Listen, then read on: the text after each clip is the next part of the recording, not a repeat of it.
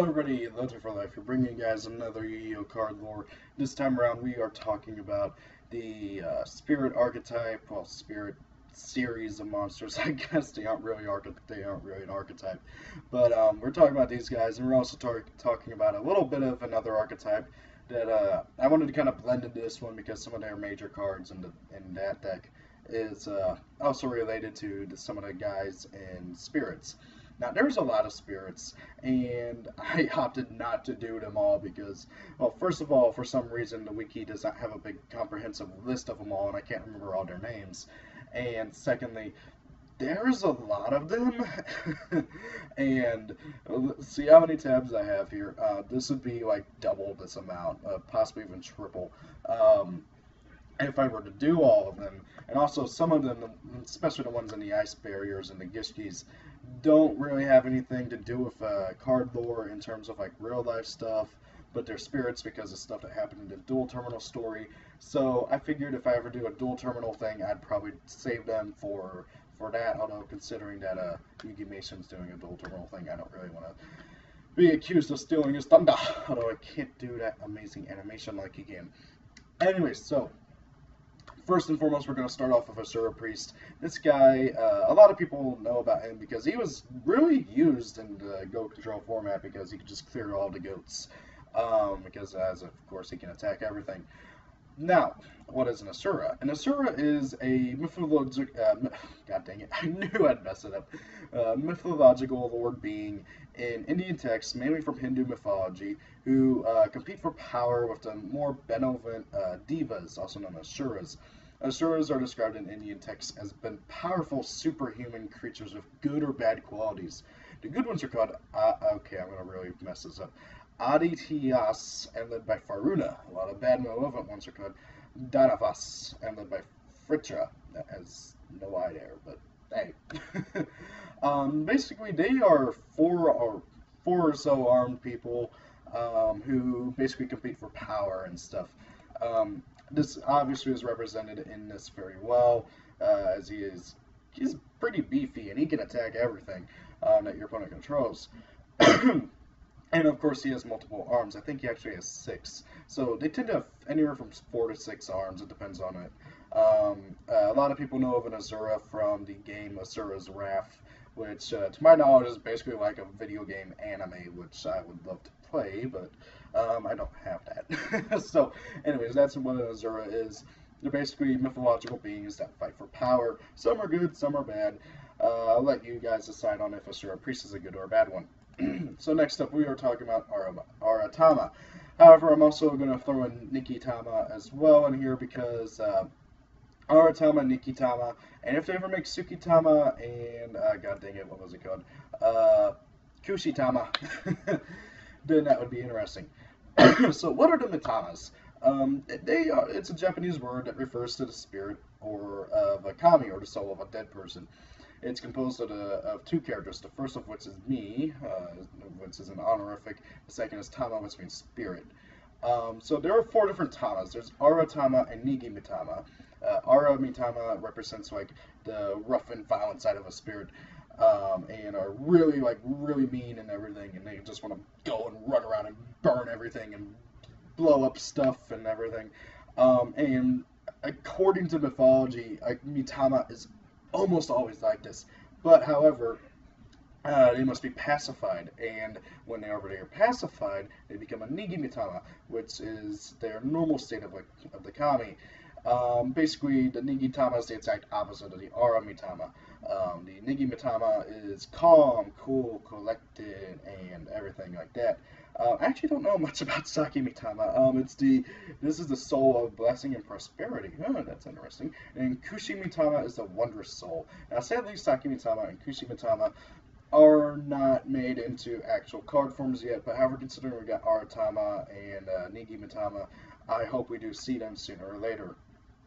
Now then, as you can tell, this is very obvious how they represented it. I kind of forgot to put it Nigi Mitama, but oh well. So yeah, that's what Aratama is. Again, if you're a Persona player like me, you should know who these guys are because they're pretty useful for fusions in Persona. You're going to see me reference Persona a lot because they use a lot of these guys in their games. And if I remember right, the next one's going to be the one that's going to throw everybody for a loop. Okay, nope, never mind. It's probably going to be the next one then. So this is Yamada Dragon. Now, this is actually my personal favorite spirit monster. I could go into the story about why he's my personal favorite, but I'm not going to. If I ever do like a Yu-Gi-Oh! Stories or something, then I'll go into the story about why he's my favorite. So this guy, he's an 8-headed freaking dragon. And fans of Naruto will recognize his full name, Yamada no Orochi. Now, if you're wondering what about that, so Orochi, if you've ever watched Naruto, the main antagonist for most of the series is called Orochimaru, and there's a lot of references to Yamada no Orochi in that. Basically, what Yamada no Orochi, which by the way that name literally translates to 8-branched giant snake. It's a giant snake dragon with 8 heads. It basically, according to legend and everything, it just wreaked havoc on everything until Susanoo came and killed it. So, who is Susanoo? And why do some of you guys probably recognize that name? Well, it's because he's gotten made into a lot of cards. Like, there's Bujin Susanoo, there's Super Heavy Samurai, Susanoo Oni, or whatever he's called. I can't remember the full name. There's a whole bunch of Susanoo cards. I just chose to pick the one that most people probably recognize, and that is Bujin Susanoo. So what is Susanoo? Well, he is the Shinto god of the sea and storms. He is really, really, really powerful. Think of him kind of like the, God,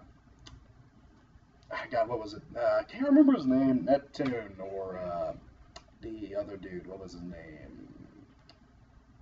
It's gonna bother me until I remember his name, but the other water god from Roman mythology or something. No, Neptune's from Roman mythology. Who was the Greek guy? Poseidon. Okay. Really bothered me. So he's the powerful storm god of summer, and also he's also a bit of a storm God dang it. Yeah, he's the storm god. He's the brother of Amaterasu, the goddess of the sun, and of Tsukuyomi, the god of the moon.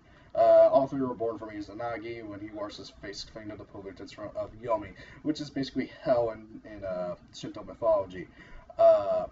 So that's who Susanoo is. He's a pretty cool god and everything, and he is married to Kushinada Dahime. Wow, I recognize Kushinada from somewhere, and screw off. Crap, I actually hit the big one. No, go away. God dang it, I am 8 minutes and I am not restarting this a third time in a row. Okay, so next up is Hino Kagutsuchi, and also, of course, Bujin Kagutsuchi. Now, if you're also a big fan of Blaze Blue, you'll recognize some of these names as well, which is why I was making a reference to Kushinada. So, who is Kagutsuchi? Basically, he is, God dang it, where was it? He is a very interesting, he's the kami of fire, basically the god of fire in general speaking.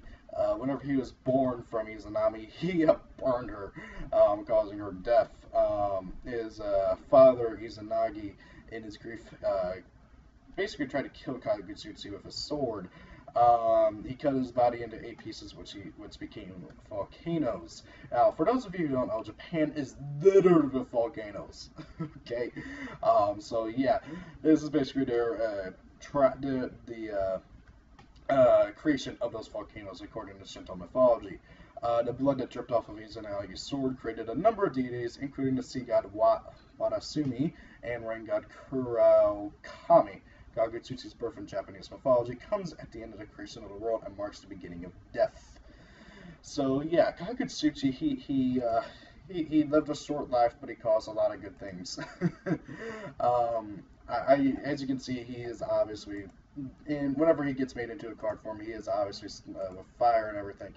And I think the 8 different pieces is kind of referenced in Bujins and how they all combine, and how all the Bujinteis combined to make the the Bujinji, or the Bujin and the Bujinti, or no, Bujingi. Sorry, I'm not good with the Bujin names, combined into Bujintei. So yeah, so that could also be a reference to it. I don't really see any reference to him being beheaded, but honestly, his head does kind of look a bit weird. So yeah, that's who Kagutsuchi is. And then next up is the Dark Dust Spirit. Now this guy, there's a lot of debate on who exactly he represents. Dark Dust Spirit can represent two things. Well, three things really. First and foremost is an Oni. Oni in Japanese mythology are basically demons, devils, ogres, or trolls. It's basically anything that has horns and isn't nice to people. And that's basically what an Oni is. As you can see, it looks an awful lot like an Oni. But however, there are some other theories. There's a lot of people who think that this is supposed to represent Izanami after she dies and goes into Yomi. I'll get more into the story about Izanami here shortly, but basically, Dark Dust Spirit has the same defense as Izanami and has double her attack power. So that's why some people think about that. A lot of other people think that Dark Dust Spirit represents the Shikigami, or in other words, the Grim Reaper of Japanese mythology. No wait, or was it Shinigami? I can't. It's one of those two. Um, Basically, some people think he represents the Grim Reaper. Some people think that he represents what Izanami became after she died, and others think that it represents an Oni. Honestly, it could represent any of these three things because it really does look a lot like how all three of those things are portrayed or described. So, moving on to Izanami. This is where we get into some of the fun stuff about Japanese mythology. And me being a history nut, I just had to get into this kind of stuff. So I'm going to talk about her and her husband, Izanagi, both kind of together. So Izanami and Izanagi are brother and sister. They're also husband and wife, and they're basically the main gods in Japanese creation mythology.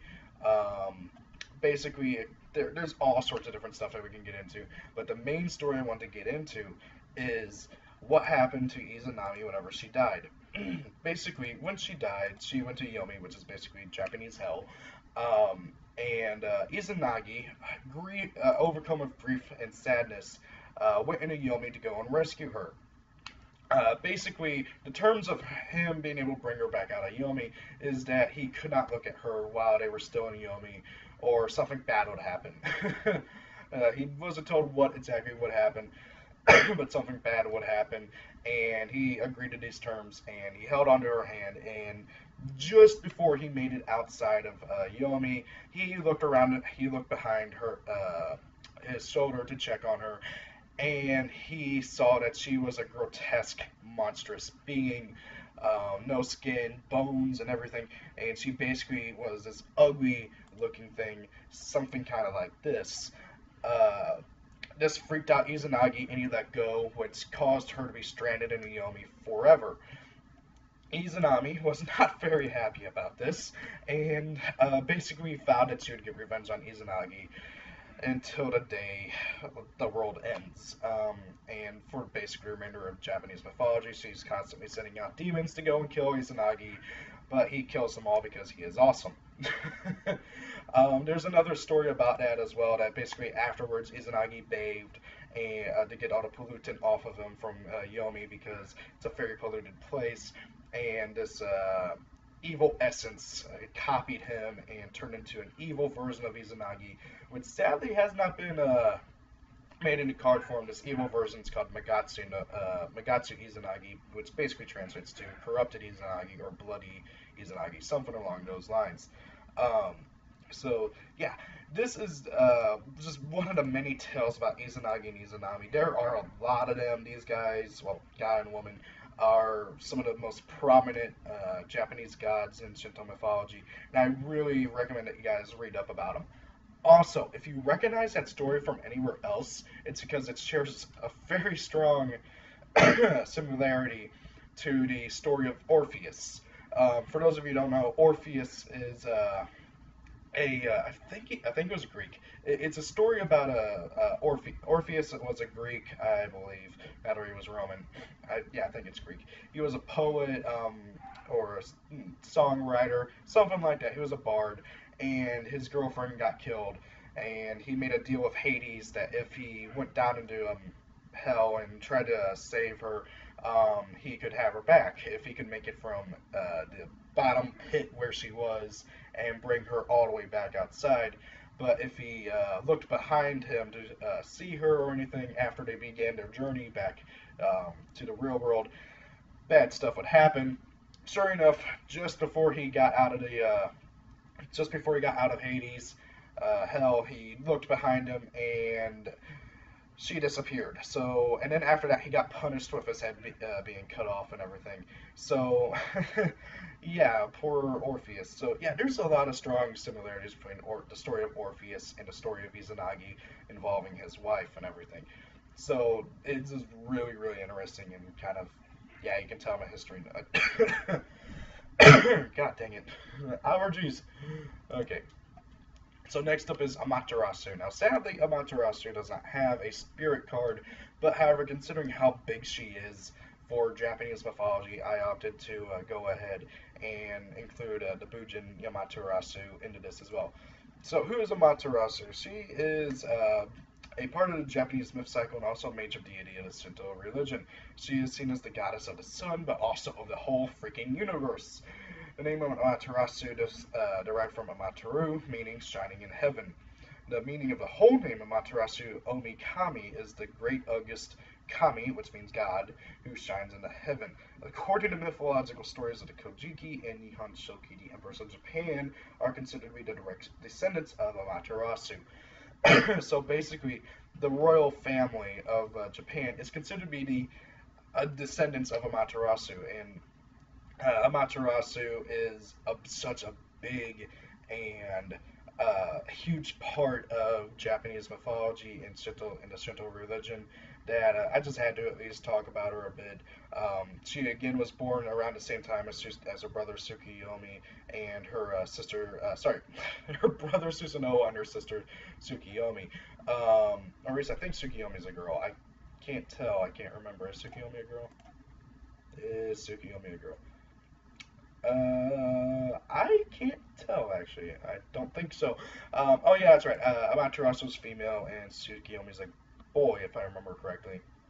So, yeah, she was born at the same time as her brothers and everything. Same thing, and she became the ruler and sons of the heaven along. Oh wait, yeah, okay. So yeah, along with her brother Tsukiyomi, the god of the moon and the ruler of the night. Originally, Amaterasu shared the sky with Tsukiyomi, her husband and brother, until out of disgust, he killed the goddess of food. Okay, Mochi, what the heck? Why, Tsukiyomi? Why did you kill the goddess of food? We all love food. God dang it. When she pulled. Oh wait, no. Did wait. Amaterasu shared this guy with Tsukiyomi, her husband. Okay, so when she pulled food from her rectum, nose, and mouth, the killing upset Amaterasu, causing her to label Tsukiyomi an evil god and split away from him, separating night from day.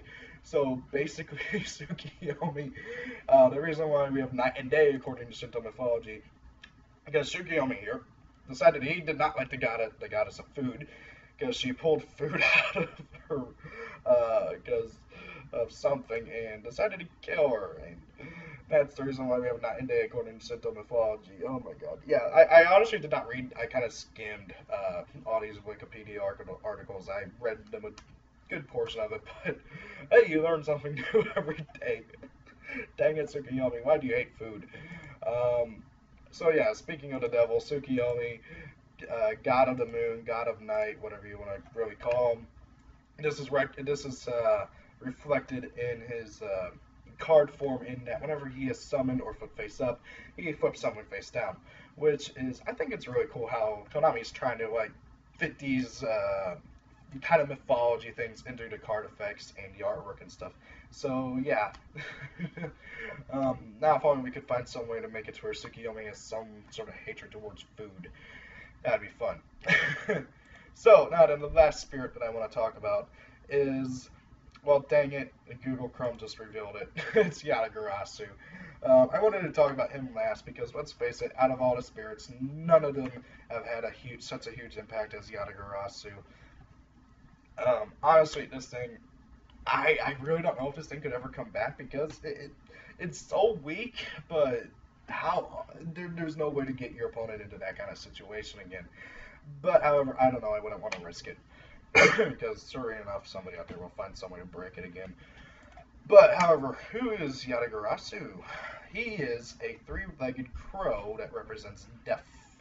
Um, it is also construed as the will of heaven or divine intervention in human affairs. Although Yatagarasu is mentioned in a number of places in Shinto canon, depictions are primarily seen on Edo wood art dating back to early 1800s wood art era.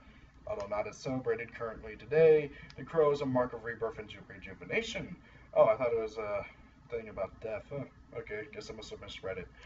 The animal that has historically cleaned up after great battles symbolized the Renaissance after such tragedy.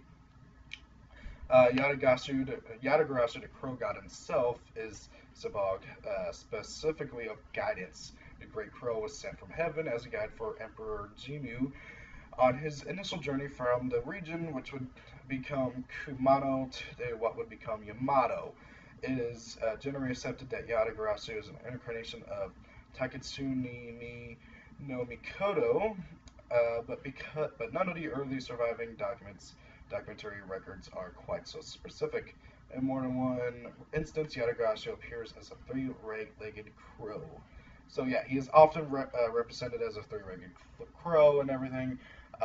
He represents rebirth and rejuvenation, and basically what the crows would.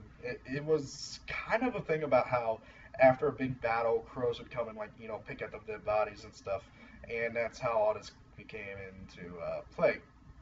Now, if you're wondering where Yamato came from, like what that means, and there is a spirit called Yamato, and I was thinking about talking about Bujin Yamato as well, but basically Yamato is just a really old name for Japan. It's just a really old name for Japan, or at least a part of it, which is present day Nara. So yeah, it was also called Iwashu. So guys, that is everything that I have chosen to talk about in this video. Oh my god, we're at 20 something minutes. These always end up being around that mark. So guys, thank you all for watching. Have a great day. Peace out. And tell me what you want me to talk about next. I am thinking about doing the Egyptian god cards next. I keep pushing them off for stuff that I think people will find more interesting, because even though the Egyptian god cards, I feel like they're so well known, most people have learned about what they represent in Egyptian mythology and everything by now. So if I do talk about them, I'm going to talk about other Egyptian cards, because believe it or not, but guys, Yu-Gi-Oh used to be really, really highly influenced by Egyptian mythology, but that's kind of died down nowadays, and I kind of miss it. So guys, thank you all for watching again. Have a great day, and peace out. See you guys later.